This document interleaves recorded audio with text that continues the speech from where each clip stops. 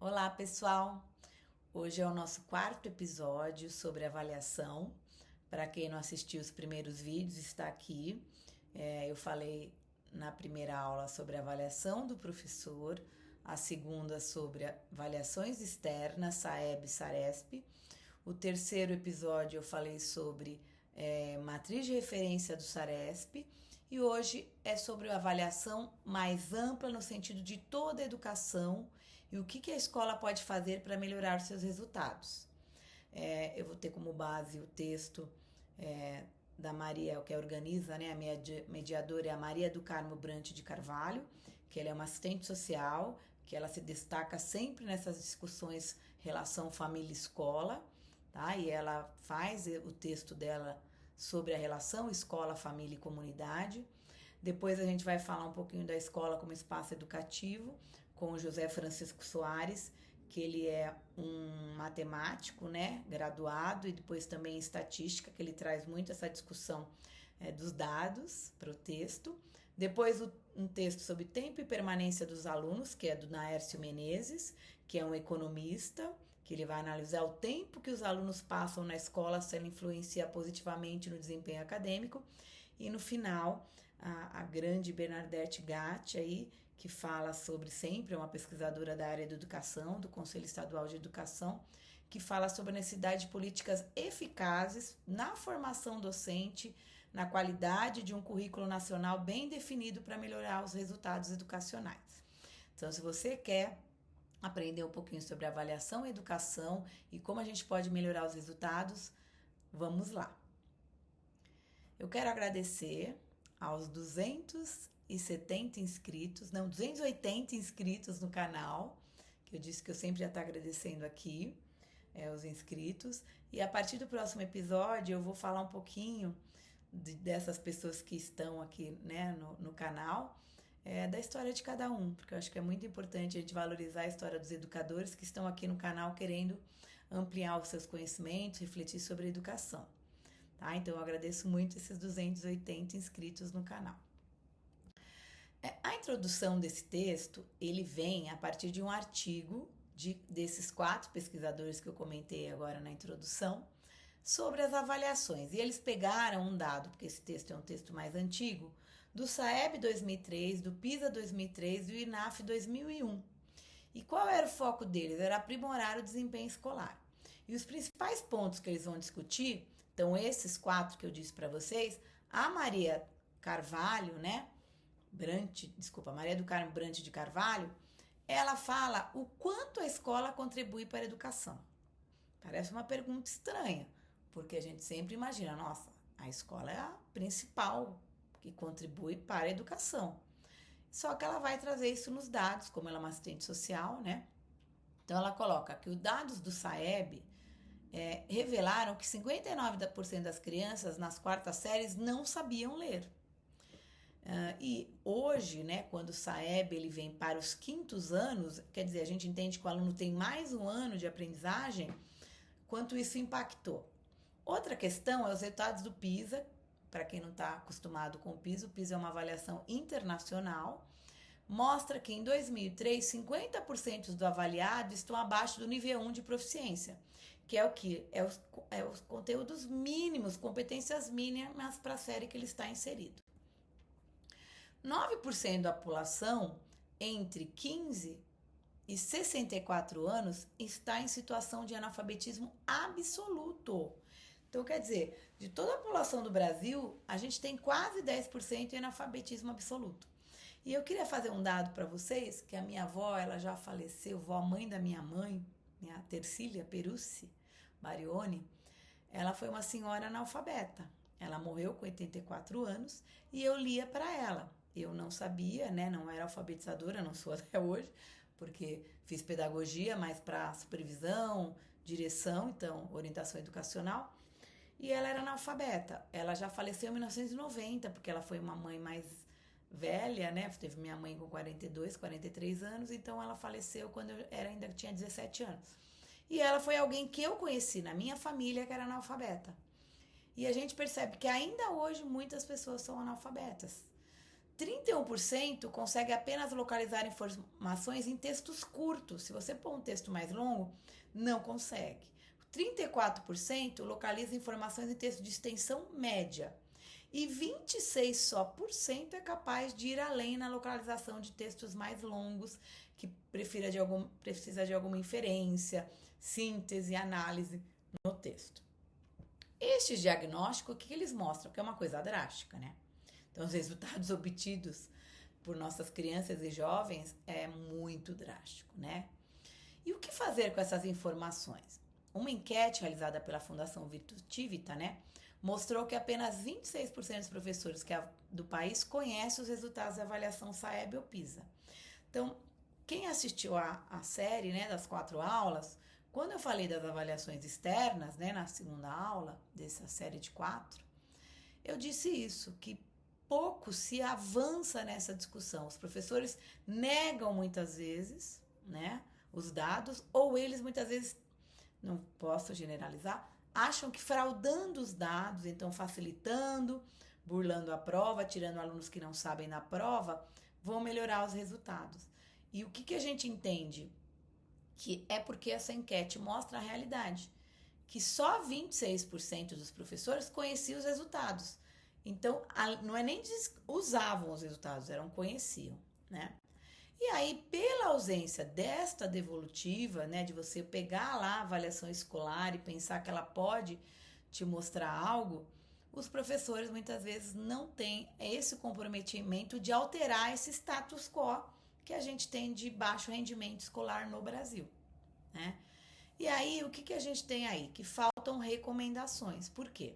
Porque os resultados avaliativos, né, em geral, constam baixo rendimento, mas não fala para você, olha, siga tal caminho, mobilize tal estratégia, faça isso. Então, quer dizer, as boas práticas, elas hoje é um grande foco para que a gente pense em mudar esse quadro desalentador, né? Então, a Maria do Carmo Brant de Carvalho, ela coloca essa questão, né, de que não se muda porque é só um dado, o resultado não se faz nada com o resultado, só se cobra, mas não se mostra quem está com bons resultados, o que fizeram para mudar essa realidade, que é tudo para dar errado na maioria das escolas, porque a gente tem em torno de 90% das escolas públicas. Então são elas que nos preocupam, porque as particulares têm todo um relacionamento muito diferente, né? Também não mapeiam alterações significativas. Então, assim, a gente percebe que alguns municípios e algumas escolas não mapeia isso, porque, assim, dar o dado sozinho por si só não muda, não colabora. Outra questão que eu gosto muito do texto dela é quando a gente fala do background, né? O que é um background? É um conjunto de características do ambiente familiar onde os alunos estão inseridos. Então, se eu vou para uma escola, dar aula, ser gestor, diretor, e eu não sei o background sociofamiliar e cultural, eu não tenho como entender como posso avançar. Então, eu chego numa escola e eu não faço, isso é muito comum a gente ter que colocar na proposta pedagógica. Qual é o background? Qual é a família? Quem é? São famílias que têm um nível social, que valorizam a cultura, valorizam a educação, valorizam a leitura, passeios a teatro, cinema. A criança tem esse incentivo familiar para a leitura, ele vê um pai lendo para se motivar a ler. Então, eu não posso chegar na escola e achar que só a minha educação dentro da escola vai influenciar nos resultados escolares. E aí, a Maria do Carmo, desculpa, ela fala que esse efeito escola, ele é muito maior do que a gente imagina. É óbvio que a escola pode muita coisa, mas ela não pode tudo. Então, essa influência é muito destacada no texto da Maria do Carmo. Ela fala que essa colaboração escola, família e comunidade, ela fortalece muito a educação. Nada mais do que o artigo 14 da LDB, que fala que as comunidades escolares vão participar da discussão das propostas pedagógicas. Claro, quem vai fazer são os especialistas em educação, mas essa discussão é muito importante. Por quê? Porque os pais vão trazer qual é a realidade daquela comunidade. E, de fato, esse efeito escola, ele é muito debatido hoje entre os educadores, sinalizando que muita gente fala que existe um efeito relativo, mas a gente sabe que, na verdade, é um efeito muito grande, tá? Na escola. E demonstra o quê? efeito família e efeito comunidade também pesa. Então, não é só o ambiente da família, o locus familiar. É também onde ele mora, o que ele tem de lazer nos finais de semana, o que ele tem de lazer, de ele poder estar aprendendo também fora da escola, porque não se aprende só dentro da escola, tá? E é uma preocupação não só do Brasil, mas da América Latina toda em si, porque teve um congresso, né, em 2006, em Santiago, no Chile, que ficou claro que todas as nações latino-americanas tinham mau desempenho em seus países.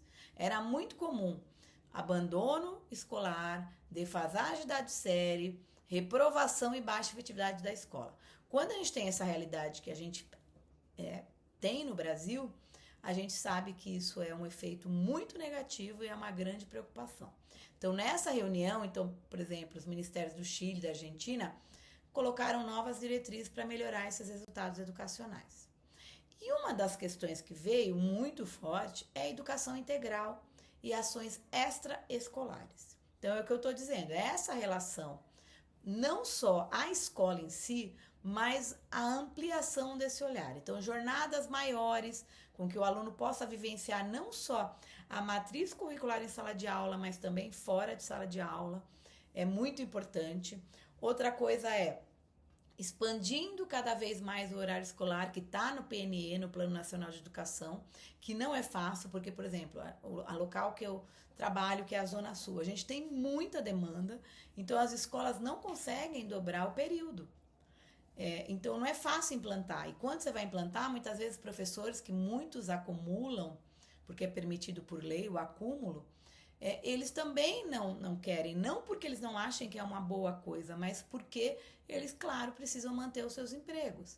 Então não é fácil de implantar em regiões que tem muita demanda. Aí nós vemos para o José Francisco Soares, que ele diz a escola como espaço educativo, então escola como tempo e espaço de educação. E ele vai enfatizar o que é fundamental no ambiente escolar, uma construção de uma comunidade educativa. É tudo muito estranho, porque parece que é meio óbvio que tudo isso tenha que acontecer. Mas ele vai fazer reafirmar que todas essas questões, né, com relação à escola como ambiente fundamental para a construção de uma comunidade educativa, a partir do quê? De análise da instituição escolar. Então, quando vem um resultado, que nem hoje, aqui no estado de São Paulo, saiu os resultados do Saresp, que é a avaliação que eu já falei para vocês, né, nos outros episódios. E é muito importante se debruçar, fazer com que esses resultados escolares eles possam ser analisados. Por quê? Porque o sistema brasileiro, né, a educação básica no Brasil, conta com milhões de alunos. Então, como eu disse, por que é difícil implantar a escola de tempo integral? Porque a gente não tem demanda para colocar as crianças num outro lugar. Quem estuda, por exemplo, manhã, tarde e noite, onde você coloca se você faz uma escola de 8 horas? Então, nesse caso, a gente só consegue saber qual é a caracterização do resultado escolar medindo. Então, a prova, a avaliação externa, ela é algo que mede. Mas o que a gente pode? Olhar na escola individualmente, ok? De uma forma que é como é o episódio primeiro que eu falo da avaliação do professor, né? De mudar o olhar, porque a individualização dos percursos é muito importante. Não existe educação sem individualização dos percursos.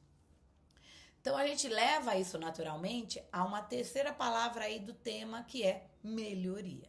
Então, usar a avaliação escolar, usar as avaliações externas para melhoria. Não é para punição, não é para exposição, é para responsabilização. O que eu posso avançar a partir do momento que eu vejo que existe um fracasso, que os alunos não aprendem com as avaliações externas, o que eu posso melhorar? Então, é sempre ampliando o olhar, não é restringindo. Então, a proposta é o quê? Se eu falo, meus alunos, pelas avaliações externas, internacionais e nacionais, não aprenderam o que eles precisavam naquele percurso, isso é uma questão de justiça social. Então, é a questão da equidade, da alteridade, que a gente tem falado muito nos últimos anos, que a escola, ele é algo que realiza a justiça social, né? Então, cada aluno tem o direito de aprender, e isso não acontecendo, é necessário fazer uma intervenção. É como eu falei na aprendizagem do professor. Quando eu analiso que o meu aluno não avançou, qual a intervenção que eu preciso fazer? Então, a avaliação externa é a mesma coisa. A partir do momento que eu constato que não houve essa construção de conhecimento, o que eu posso fazer para intervir? Aí o terceiro autor desse texto é o tempo de permanência dos alunos. Então, para além das salas de aula com o Naércio Menezes, né, que é um economista. Ele analisou, né, com o tempo que os alunos passam na escola influencia positivamente seu desempenho acadêmico. Né? Então, a escola influencia positivamente. Então, esse tempo a mais é muito bom. Porque, como a gente falou do background, se a gente for fazer na maioria das escolas públicas, são a maioria, como a maioria da população no Brasil também é pobre, elas são, em sua maioria, escolas que os alunos saem da escola e depois eles não têm mais nada ligado à cultura e educação. Então, é só a escola que realmente garante. Então, dependendo dele ficar mais dentro das escolas, é mais tempo. Eu sei que eu já ouvi algumas pedagogas, educadoras que são contra a permanência maior dentro das escolas, dizendo que as famílias precisam ficar com os pais e com as mães, né? Quem é o cuidador. Só que isso é o ideal. O ideal era que o aluno ficasse só meio período e no outro período ele tivesse uma família que o incentivasse a ler, a ir em teatros, a ter condições para ir a um teatro, né? Então esse é o mundo ideal. Mas no mundo real, a maioria das famílias tem mães e pais que trabalham o dia todo e que não conseguem ficar com eles. Se eles ficando em casa, eles vão só ficar ou muitas vezes no celular, no videogame ou na rua. E não vão ter essa ampliação de conhecimento que esse a mais na escola vai ser muito legal. Né? Porque quem está dentro das escolas de tempo integral sabe que é o protagonismo, os clubes juvenis, os projetos de vida, tudo que a escola de tempo integral faz que ele não faria se ele estivesse numa escola de meio período, né? Uma escola parcial, que é o que a gente chama. E aí ele sempre se incomodou, claro, com a desigualdade social, porque o Brasil é um dos países mais desiguais do mundo. A gente nunca enxerga tantas pessoas pobres e miseráveis para um grupo também com muita riqueza e milionários que vivem com uma abastança absurda. Então a gente percebe assim como o Brasil é um grande exemplo de desigualdade social. Se a gente quiser falar, um país que tem desigualdade social gritante, Brasil. E aí essas diferenças, elas justificam o quê? Que cerca de 50% da distribuição de renda está de uma forma desigual. Então, historicamente, o país avançou muito pouco em termos educacionais. Por quê? Porque se a maioria da população é pobre e essas pessoas não têm uma distribuição de renda igualitária, é óbvio que isso vai estar na educação. Porque eu não posso oferecer o melhor ensino, eu não posso oferecer o melhor para o meu filho, eu não consigo nem comprar livros a mais, levar ao teatro, ao cinema. Então, ele analisa isso, que o tempo dos alunos passavam na escola de tempo integral, eles influenciavam positivamente. Por isso que no Plano Nacional de Educação, no Plano Nacional de Educação, a escola de tempo integral está muito forte. Eu acho muito interessante que a Maria do Carmo também falou do efeito escola, mas ele faz ainda mais forte a ideia de que a escola tem um efeito relativo nos ganhos de aprendizagem, pois há outros fatores que impactam também. Então, ele tira muito só da escola e coloca assim, se ele fica mais, influencia. Se ele não fica mais, não fica no integral, fica no parcial, ele vai ficar um tempo grande da vida sem ter esse background, essa família que o ajude. Então, é um efeito negativo.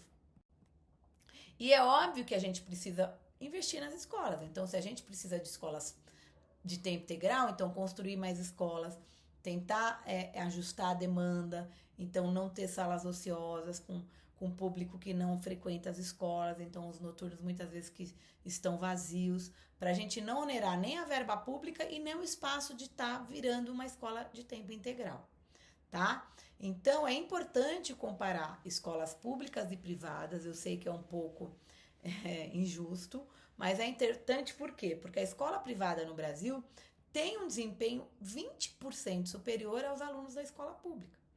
Então, não oferecer o melhor ensino nas escolas públicas, você já está criando a desigualdade social, porque os melhores cargos, os melhores empregos vão estar nas mãos de quem sai da escola privada.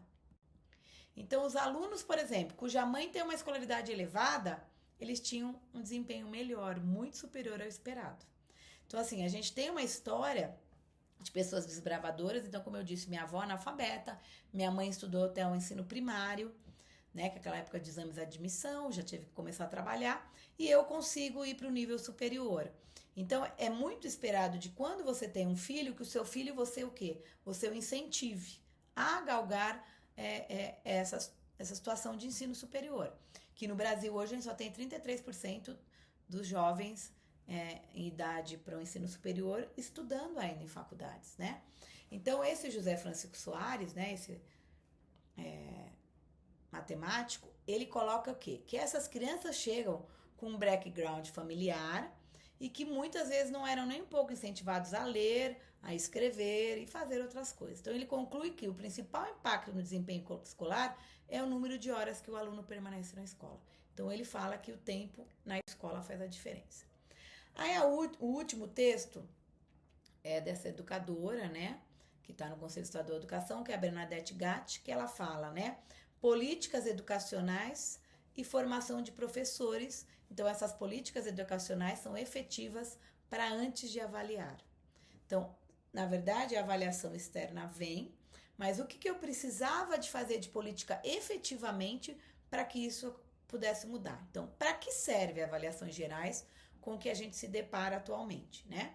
Então, parece que serve muito para um controle, por meio de ranqueamento. Então, às vezes é um assunto até escandaloso. Por exemplo, agora saiu o Saresp, daqui a pouco vai começar a ranquear a escola, né? Estimular soluções, né? Que as pessoas muitas vezes não é o que a gente necessita, né?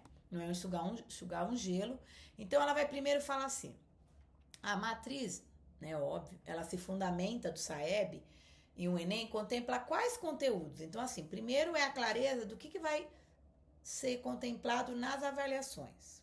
Então, qual é a matriz que a gente tem que se fundamentar e quais conteúdos que vão estar lá? O que nos mostra essa avaliação, né?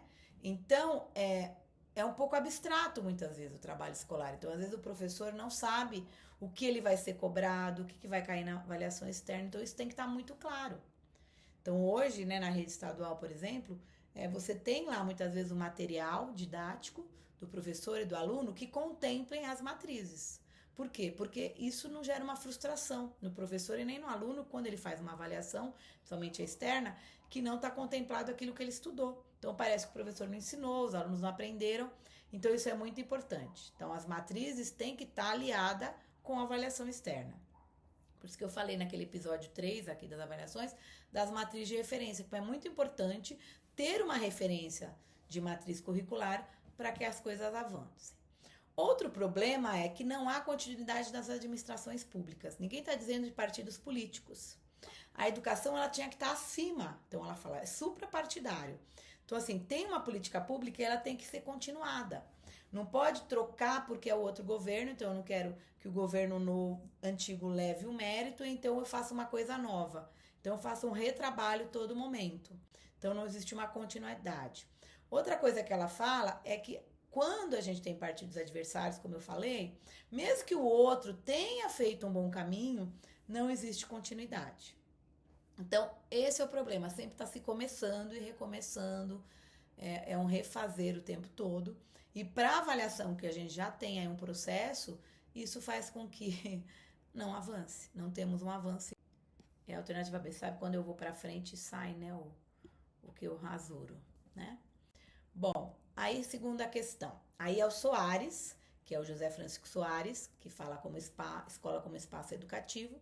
Então, ele relata, diversos autores mostram como são de diferentes origens as dificuldades com o uso da categoria resulta para análise da instituição escolar e como todos nós que trabalhamos em escolas não fomos preparados para analisar os resultados.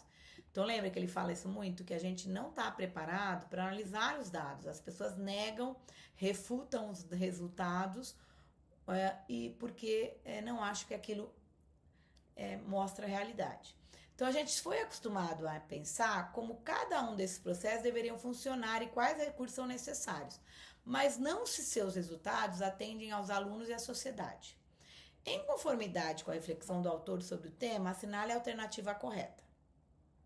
Então, medir os resultados do processo escolar é fundamental, embora sempre seja algo injusto e excludente. Ao contrário, porque o texto ele fala que a avaliação escolar, como medir esses resultados, é muito importante. Então, aí eles valorizam as avaliações externas, tá? Aí o segundo aferir resultados por meio de medidas é útil quando se trata de uma única sala de aula, não no sistema que conta com milhões. Ao contrário, eles valorizam que lugares que têm milhões de estudantes, uma rede como o Brasil, precisa ter uma avaliação externa para dar um norte, para mostrar boas práticas, né? Não é para punir, não é para ranquear, mas sim para te mostrar o que quem fez de uma forma avançou e quem não fez. Até no Congresso, né? Latino-americano, Argentina, Chile, estavam se debruçando ali o que poderiam fazer para reavaliar com os dados de avaliações externas. Todo estudante tem direito de ser avaliado, sendo que a avaliação começa com a caracterização dos resultados escolares. Perfeito, tá tudo muito bem. Todo estudante tem direito de ser avaliado e a gente caracteriza os resultados escolares. Então, assim, comparar o que é comparável, eu aprendi isso muito quando a política do Estado tinha o MMR, que era um método de melhoria de resultados. Então, você pegava escolas que tinham uma desigualdade no bairro igual, uma complexidade igual, né? Então, é muito importante, sim. A ideia de que resultado está associada a uma visão meramente instrumental. Então, não eles estão valorizando o tempo todo que não pode ser só um instrumento. Ela tem que estar ligada à análise. Analisar os processos escolares pelos seus resultados é inútil e desnecessário se temos em vista a melhoria da escola. Ao contrário, os 4 autores valorizam a questão das avaliações externas como um instrumento e ferramenta para avançar. Então, a questão correta é a C. 3. A abordagem e o tema da avaliação e discutiram o que a escola pode fazer para melhorar seus resultados. Carvalho e Menezes, né? Então, tanto a Maria do Carmo Brant de Carvalho e o Naércio Menezes, eles vão dizer... Ao abordarem o tema da avaliação e discutir o que a escola pode fazer para melhorar seus resultados, Carvalho e Menezes apresentam algumas considerações sobre o que se denomina efeito escola. Lá, muito forte essa questão do efeito escola. A esse respeito, os 2 pesquisadores concordam. Se vocês forem ler lá, como eu falei, tanto a autora do primeiro texto e do terceiro, né, que estão organizados nesse texto, eles falam do efeito escola. Então, a primeira coisa o efeito escola permanece inalterado quando a instituição se une à família. Não, a Maria do Carmo, ela fala o tempo todo que essa associação escola, comunidade e educação é fundamental. Então, errado. Há uma estabilidade no efeito escola que se mantém linear em diferentes contextos sociais, público e privado. Pelo contrário, a gente disse aqui que 20% dos alunos das escolas privadas vão melhor nas avaliações externas, né? É um rendimento 20% superior. Então, errado. A escola é a maior responsável pelo desempenho do aluno e aprimorar seu efeito melhora a aprendizagem em taxas próximas a 90%. Lembra que eu disse que a escola pode muita coisa, mas ela não pode tudo. Então, a escola não é a maior responsável. Ela é responsável, mas tudo depende do background de todo esse conjunto, de onde ele mora, de quantas horas a mais ele fica na escola, tá? Os efeitos da escola são mais significativos a curto prazo, a passo que os efeitos da família e da comunidade são mais... Não, pelo contrário, a gente entende que agora, ensino de 9 anos, um percurso escolar mais longo, colocando como idade obrigatória também a educação infantil a partir dos 4 anos, tudo isso tem sido muito significativo. Então, esse curto prazo está errado. E a escola tem um efeito relativo nos ganhos de aprendizagem de crianças e adolescentes, pois há outros fatores que impactam. Isso mesmo. Eu gosto muito dessa reflexão que a Carvalho e o Menezes fazem, porque eles não culpam as escolas. Na verdade, a gente faz parte de um contexto. Então, é muito interessante isso, para a gente tentar tirar esse peso e, óbvio, colocando a nossa parte dentro dessa história. Eu coloquei até que o Tribunal de Contas, ele vai muito nas escolas, ele fala, né, desse School Effect Indicator, que é o indicador de efeito escola. E a última questão... Ao abordar a temática das avaliações de educação, você vê que o Carvalho bombando aí, né? O Naércio, desculpa, a Maria do Carmo Brant de Carvalho. Caiu muito nas provas, tá? Pelo menos uma questão em todas as provas de professor, de diretor e de supervisor. Então, ao abordar a temática das avaliações educacionais, Carvalho afirma que a influência da ação da escola nos resultados escolares é menor do que se imagina. De acordo com o autor, é possível potencializar o efeito escola quando? Então, ela fala que a influência da ação é menor. Então, ok, já é a ideia dela. Mas o que eu potencializo aqui? Como é o efeito escola? Promove a setorização de sua estrutura, garantindo maior eficiência. Setorização quer dizer, vamos setorizar qual é o papel da escola, qual é o papel da família, da comunidade? Não, é uma parceria. É efetiva para manter um formato estandardizado de ensinar e avalizar? Nada. A gente não tem que standardizar nada, a gente não tem que estratificar nada, a gente tem que ser muito mais flexível nessa discussão. Reduz o efeito concorrente de ações extraescolares? Não. Pelo contrário, a gente sabe que as ações extraescolares são muito importantes. É claro que existe uma discussão que te fala assim, que a gente gostava no passado, para achar que era muito bonito o nosso plano. Então o professor falava muito assim, eu vou fazer atividades escolares e extracurriculares, extraescolares. Mas na verdade a ideia se está na escola, é curricular. O que a gente chama de extracurricular é aquilo que vai além da matriz, além da carga horária que ele é obrigado. Então ir numa saída pedagógica, antiga excursão, é parte do currículo. O que eu chamo de extracurricular é aquilo que ele faz fora. Então, projetos, o atendimento com as famílias. Então, é além. Entenderam o que é? Então, não é bonito ficar falando assim, eu faço um monte de atividade extracurricular. Isso não é o obrigatório. O obrigatório é o que está na matriz curricular. Extracurricular são ações da sociedade. Então, reduz? Não. Prioriza projetos pedagógicos de curto prazo e alto impacto. Você sabe que quando as pessoas cobram muitos resultados em curto prazo, claro, a gente bota uma meta factível. Porque se eu boto uma meta que não é factível, que não é realizável, você tá fazendo o quê?